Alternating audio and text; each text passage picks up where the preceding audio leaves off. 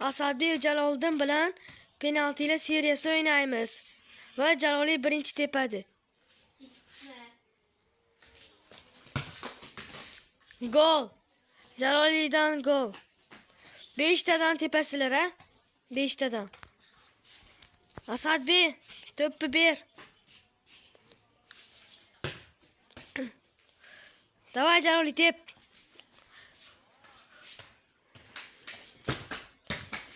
Va Asadbekdan super seyf. Oyog'ini cho'zib to'sayapti.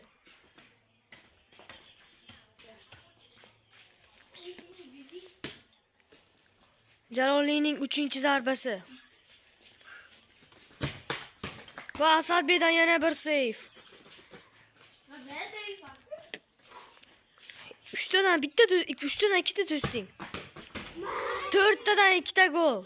Ya Jaloliddinda.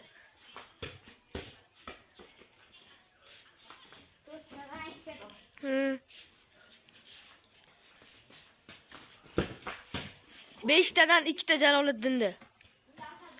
Ha, endi Asadbekning navbati.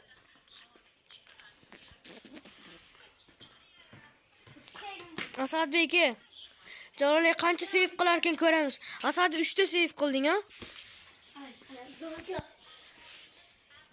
Tep. Gol! Asadbek Jaloliy ham bitta urdi, sen ham bittadan bitta urding. Ikkinchi zarbang endi. Gol.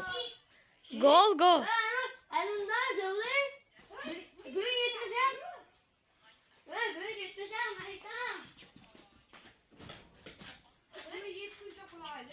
Ha, bo'pti. Asadbek bo'yi yetmayapti ekan.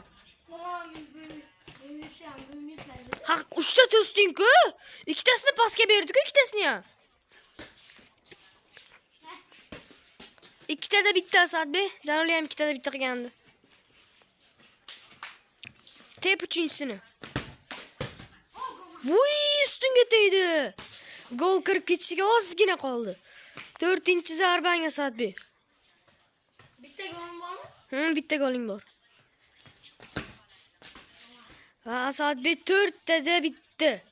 Jaloliy 5 tada 2 ta qilgan.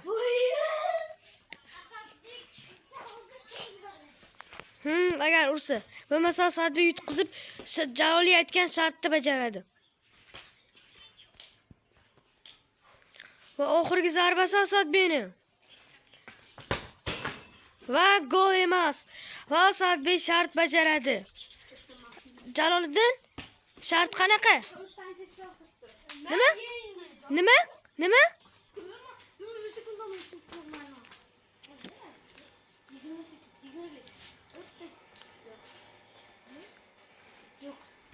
Qancha kelishinglar? 25. 25. 25.